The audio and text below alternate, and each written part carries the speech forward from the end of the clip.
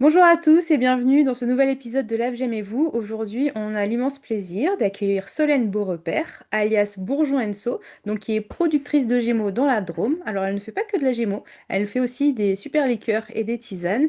Et on est contente de l'accueillir aujourd'hui puisque Solène nous suit depuis le début dans l'aventure de Lave J'aime. Donc, merci à elle pour son soutien dès le départ. Et puis, comme d'habitude, je vais laisser la parole à Valérie qui va nous faire un petit coucou.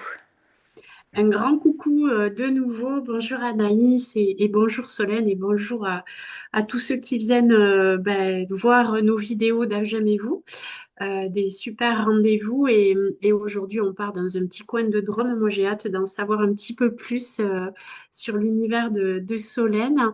Et du coup, ce que je te propose pour commencer, c'est une question traditionnelle d'introduction. C'est peut-être de te présenter en quelques mots, nous dire où tu es basé. Et puis, ce qu'on aime bien savoir aussi, c'est quel est le parcours qui t'a permis d'arriver à la gémothérapie. Comment tu l'as découverte, quoi, cette pratique?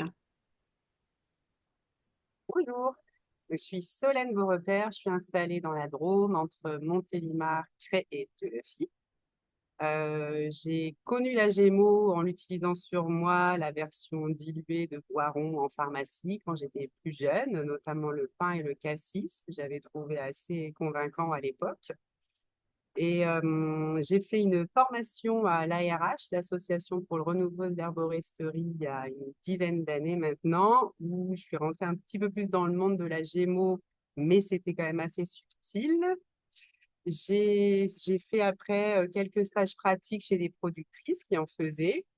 Je suis allée au Luxembourg et en Belgique suivre les formations de l'Association internationale de gémothérapie avec Philippe Andrian, qui était vraiment tourné pour le coup thérapeute et très peu production, puisque l'objectif c'est quand même de vendre leurs produits quelque part, je pense. Mais du coup, ça m'a confortée dans cette approche que j'aimais bien. Et du coup, je me suis installée, là je suis à ma septième saison, et du coup, je produis effectivement de la Gémeaux. J'ai une cinquantaine d'espèces différentes et une quinzaine de synergies que je fais après avec ces différentes espèces de bourgeons. Et je m'éclate et j'adore. Merci Solène pour ta présentation assez brève de ton parcours, mais qui nous permet de mieux te situer. Pour rentrer un peu plus dans le vif du sujet, qu'est-ce qui, selon toi, te démarque dans ta perception de la Gémeaux ou dans ton rapport à la Gémeaux actuellement? Cette question n'est vraiment pas facile, je trouve, de se positionner soi-même là-dessus. Mais je crois que c'est une approche assez globale, dans le sens où je m'adapte autant aux clients qu'aux végétaux. J'essaye de cerner, parce que forcément, quand je suis là, on me pose des questions, de cerner est-ce que la personne va être plutôt sensible à l'aspect vibratoire des bourgeons ou à l'aspect principe actif ou à une méconnaissance totale des bourgeons et donc de la phytothérapie parfois aussi en général. Donc, essayer de cerner, d'être vraiment dans l'empathie et dans l'écoute pour trouver ce qui pourra correspondre aux personnes. Sachant qu'effectivement, les personnes qui sont sur le vibratoire, elles ont pratiquement pas besoin de moi pour savoir ce dont elles ont besoin. Alors que toutes celles, et il y en a nombreuses personnes qui ne sont pas du tout sensibles à ça et qui ont besoin d'aide pour être orientées. Et sur les végétaux, c'est un peu pareil. Je suis quand même dans ma façon de cueillir. Je suis très respectueuse des plantes et assez à l'écoute aussi de dire, tiens, est-ce qu'elle se laisse cueillir celle-là ou pas non, je sens que tu n'as pas envie. Bon, bah, je reviendrai. Ou non, j'ai compris que toi, tu n'as pas envie. Et ça, je sais que souvent, quand les personnes que j'accueille en stage ou quand je fais des journées découvertes, c'est quelque chose qu'elles me font ressortir, quoi. Cette écoute et cette approche assez sensible des choses.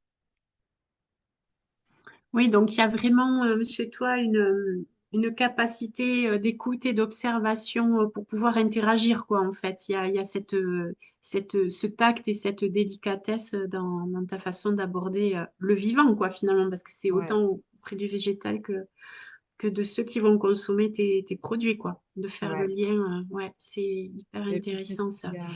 il y a, Et du coup, est-ce que ça, tu l'as appris quelque part ou pas? Est-ce que c'est venu de manière innée? Parce que Ce qu'on aime bien aussi découvrir auprès des personnes qu'on interroge, c'est s'il y a eu des sources d'inspiration, des références particulières en termes soit de rencontres, ça peut être des rencontres, soit de lecture, quelque chose qui t'aurait peut-être inspiré ça ou autre chose. Assez peu, hein. Enfin, moi, je suis très contente de l'AFGEM. Ce sera une question plus tard, mais j'avais l'impression d'être vraiment seule, pas contre tous, mais seule avec tous. Mais à part les livres classiques que tout le monde cite, qui vont être Le Doubs, Terra, Simeka, qui m'ont vraiment, bien sûr, inspirée et sur lesquels je me repose encore. En termes de rencontres, assez peu. J'en ai fait un peu des rencontres, mais il n'y en a aucune qui m'a vraiment. C'est pas ça qui m'a séduit, c'est vraiment être dans la nature et regarder ces bourgeons qui ont vraiment une tronche pour certains, une tête, enfin, voilà, qui dégagent des choses tellement géniales que quand on les regarde de près, avec une loupe ou sans loupe, mais en tout cas de se pencher dans la nature, c'est plutôt le côté phytosociologie qui m'a botté, de dire tiens, pourquoi tu pousses là, toi, et quand est-ce que tu sors, et comment tu fais, et avec qui à côté. Et c'est plutôt cet aspect-là, botanique presque, qui m'a plu au démarrage, on va dire. Oui, mais je te comprends totalement. Je crois qu'on est nombreux à se poser beaucoup de questions d'un point de vue phytosociologique et à s'y intéresser. Et je pense que c'est chouette de pouvoir de pouvoir observer ça, de pouvoir être spectateur de ce ballet qui se fait d'une saison à l'autre. C'est vraiment magique. Donc, je comprends cet attrait. Du coup, toujours, bon, vous l'avez compris maintenant, pour les personnes qui nous regardent régulièrement, on pose tout le temps les mêmes questions. Du coup, on a une question en deux facettes. C'est de demander, dans ton activité professionnelle autour de la gémothérapie à l'heure actuelle, qu'est-ce qui te semble difficile et qu'est-ce qui te semble facile? Quel est ton principal défi et quel est ton principal tremplin? Voilà, est-ce que tu pourrais nous parler de ces deux aspects-là de l'activité autour de la gémo? Ouais, ouais, avec plaisir, ouais. Sur le côté défi, je le déclinerai en plusieurs sous-défis, on va dire. Forcément, comme moi, c'est pas le côté thérapeutique, c'est vraiment le côté production d'extraits et cueillette. Du coup, il y a forcément tout ce qui va être météo, qui change quand même, mine de rien, tous les ans, les conditions météo, le débourrage, les espèces qui peuvent arriver par année vraiment tout en même temps ou d'autres années un peu plus étalées. Donc ça, c'est quand même un challenge parce que comme je suis toute seule et que je tiens à rester dans ce côté, voilà, seule, éventuellement avec des personnes que je connais qui viennent avec moi, mais du coup, il y a un moment où l'organisation est très importante. Moi, je suis quelqu'un d'organisé, donc ça ne me coûte pas beaucoup. Mais quand même, ça nécessite quand même une grande organisation et une réflexion de quantité de bourgeons, de ce que je veux, de ce dont j'ai besoin, et du coup de s'organiser pour pas cueillir trop, avoir quand même ce qu'il faut, faire attention aux espèces qui sont plus sensibles que d'autres. Je sais qu'on en avait déjà parlé, mais pour moi, le figuier, c'est un problème, je pense en tout cas que ça va devenir un problème à terme. Et d'autres bourgeons, parce que le fait que la Gémeaux devienne de plus en plus connue risque d'accroître ce problème. Donc ça, c'est un peu un défi pour moi de dire, est-ce que j'ai vraiment besoin du figuier? Pourquoi? Par quoi je peux le remplacer? Et en même temps, bah, ça chouette voilà, de trouver d'autres bourgeons ou de se poser la question. Et... Donc ça, j'aime bien. Et du coup, j'essaye tous les ans de faire un nouveau bourgeon que je n'ai pas encore. Là, cette année, j'ai fait du prunelier et de l'argousier, par exemple. En tout petite quantité, bien évidemment, parce qu'en plus, c'est pas des bourgeons qui se cueillent vite. Mais en tout cas, voilà, d'essayer d'ouvrir pour pouvoir tester sur moi, sur des proches, et voilà, de voir un peu où ça nous mène. Donc ça, c'est pour l'aspect défi, on va dire, en tout cas. Et le côté facile, je trouve que bah, c'est vraiment le fait de devoir sortir et d'être dans la nature, c'est vraiment horrible, hein. Non, bah On ça, sent voilà, ton ça. traumatisme, effectivement. Ouais. On sent que... Voilà, ça c'est vraiment la magie qui fait que j'ai aucun problème de mi-janvier enfin mi-mai à me lever pour aller bosser, quoi. C'est que du bonheur. C'est pas facile, mais c'est plaisir, quoi. Ouais, c'est aussi un privilège quand on l'aborde comme ça, de voir la chance qu'on a de pouvoir être au contact de la nature à ce moment-là précis hein, de réveil. Hein. C'est un moment très, très, très particulier. Alors moi, je vais contredire Anaïs parce que c'est pas vrai, on ne pose pas que tout le temps les mêmes questions. Il y en a une qui change à chaque fois. Et j'ai la chance parce que c'est moi qui la pose. C'est celle qui correspond au Gémeaux Tour que l'AFGEM a lancé l'année dernière, en 2024, pour faire un sondage afin de se rendre compte un peu du niveau de pratique de la gémothérapie sur le territoire français. Et du coup, on aime bien soumettre un des résultats qu'on a trouvé intéressant à notre invité. Alors, pour toi, Solène, voici ce qu'on te propose. Attention, suspense. Ouais. Euh, Parmi les réponses qu'on a reçues, il ressort que 40% des participants utilisent la gémothérapie depuis 1 à 3 ans, ce qui est un chiffre assez important. Hein. Très peu disent qu'ils connaissent la gémothérapie depuis 5 à 10 ans. Et on voulait savoir, toi, si tu constates cette même tendance auprès de ta clientèle. Oui, clairement. Moi, j'ai commencé ma première saison, c'était en 2019. Et je pense que je faisais des marchés à l'époque. Et clairement, il devait y avoir 1% de gens qui connaissaient. Enfin, autant dire personne, quoi. Sur les marchés, de toute façon, j'avais vraiment l'impression d'être un énergumène. Et les gens ne s'arrêtaient pas, ou peu d'ailleurs, ou ils confondaient avec des huiles essentielles. Et là, maintenant, je dirais que j'en suis à bah, une personne sur trois, une personne sur quatre qui connaît. Donc, ça a vraiment fait une progression assez fulgurante. Et c'est là où, c'est pour ça que moi, ça m'interpelle sur attention aux connaissances, à ce que ça ne fasse pas des effets délétères derrière, à ce que les gens ils comprennent bien ce que c'est, à l'utiliser correctement. Mais oui, oui, c'est en progression, ça c'est clair et net. Ouais. Oui, on sent vraiment en quelques années, là, on sent il y a eu une bascule qui s'est faite où maintenant, ça s'adresse plus forcément à un public initié. Alors, on est quand même sur une pratique plutôt de niche, mais malgré tout, les gens connaissent au moins le cassis ou le figuier. Enfin, ils ont déjà entendu parler, même s'ils l'ont pas forcément utilisé. Ça paraît plus, tu parais plus autant un énergumène comme tu l'as souligné tout à l'heure que ce que ça pouvait être à l'époque. Donc, c'est chouette parce que ça montre que la GMO se démocratise, mais ça pose beaucoup de questions sur comment accompagner cet essor et ce développement pour éviter les dérives, les risques, les dangers au niveau de la ressource, etc. Donc c'est sûr que c'est important d'accompagner tout ça.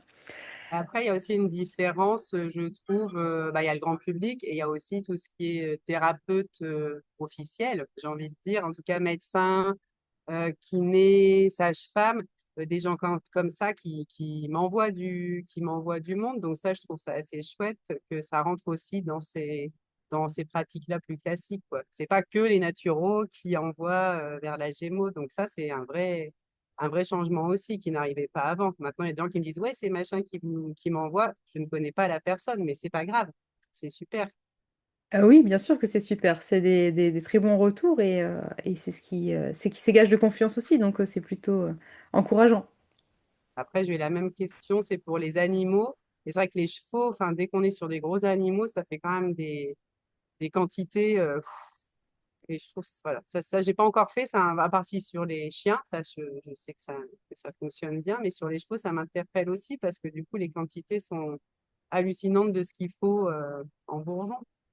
Alors écoute, c'est marrant que tu nous parles de ça parce juste avant de faire l'enregistrement avec toi, qu'on est en train de faire actuellement, on a fait un autre enregistrement où on nous a évoqué le fait que, a priori, les chevaux, et c'est pas la première personne qui nous le souligne, a priori, les chevaux réagissent plutôt bien, même à 15 gouttes. En fait, même sur des Ah ouais. posologies qui s'apparenteraient aux posologies humaines, a priori, il y aurait de bons retours. Alors je te dis bien a priori parce que personnellement, je n'ai pas trop de retours avec les chevaux.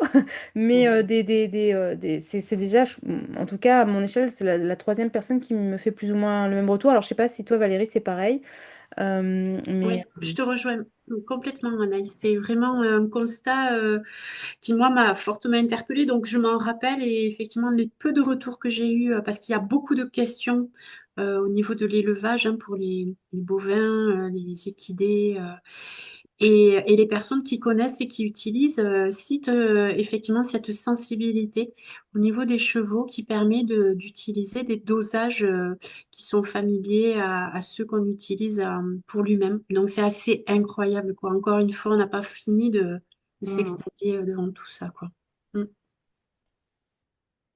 Alors du coup, sans transition aucune, la question suivante est relative à la l'AFGEM, puisque c'est la l'AFGEM qui organise ces interviews. Donc on voulait savoir qu'est-ce qui t'a poussé à adhérer à la l'AFGEM, enfin ouais, quel intérêt tu y as trouvé à cette association et qu'est-ce qui t'a plu dans sa démarche.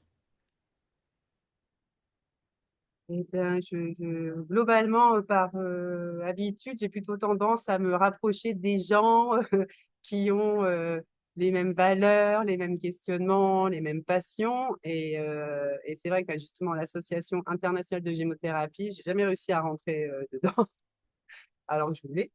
Et là, quand j'ai vu l'ABGEM, je me suis dit, oh, bah, bingo, ça c'est génial, on va pouvoir discuter justement de choses où on se sent un peu seul dans notre coin et on va peut-être pouvoir trouver des réponses ensemble et des questionnements sur est-ce qu'il faut faire des analyses sur les bourgeons ou pas, des rencontres pour parler d'un bourgeon en particulier. Et donc, l'ABGEM a fait tout ça, donc non, c'est génial. Et puis Merci c'est à comme vous. ça que la l'AFGEM est née aussi, hein. C'était une volonté à la base. On se sentait tous seuls dans notre coin.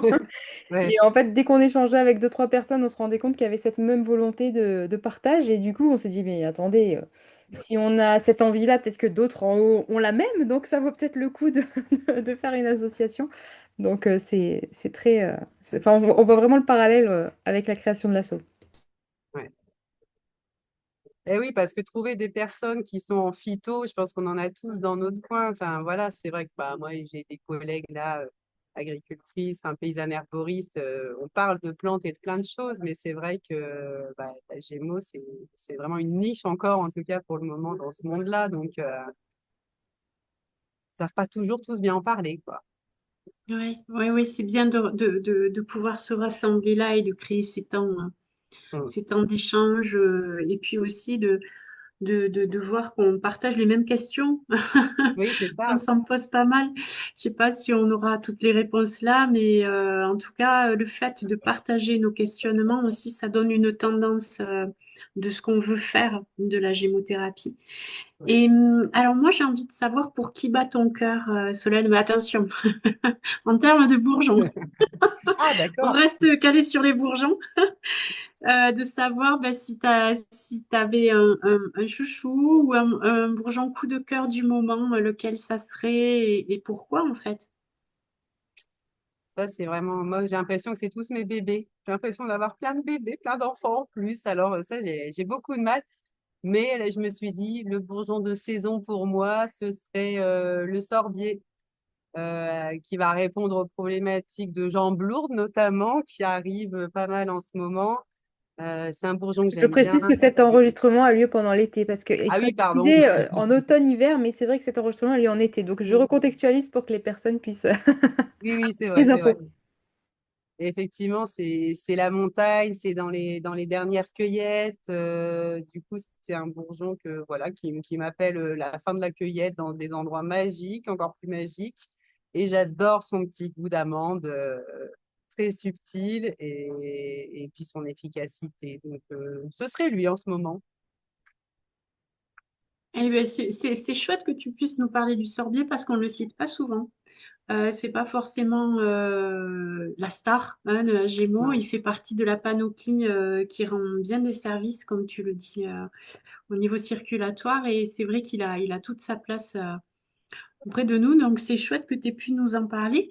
Et ce qu'on a envie de savoir aussi, Solène, c'est si on voulait te suivre ou être au jus de ton actualité ou pouvoir venir te retrouver quelque part. Est-ce que tu as un site, des réseaux sociaux, des lieux où tu te rends régulièrement? Ouais, j'ai tout ça. Très mal, mais j'ai tout.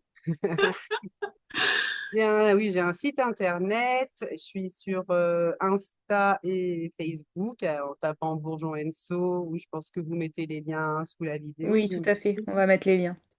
Donc ça, après, j'y suis pas tout le temps, c'est pas très actualisé, mais voilà, on peut me trouver facilement. Et après, je fais plus trop de marché, je fais de temps en temps des foires, mais je suis dans des magasins de producteurs dans la Drôme, pas très loin de chez moi, et dans des boutiques associatives, artisans et plantes.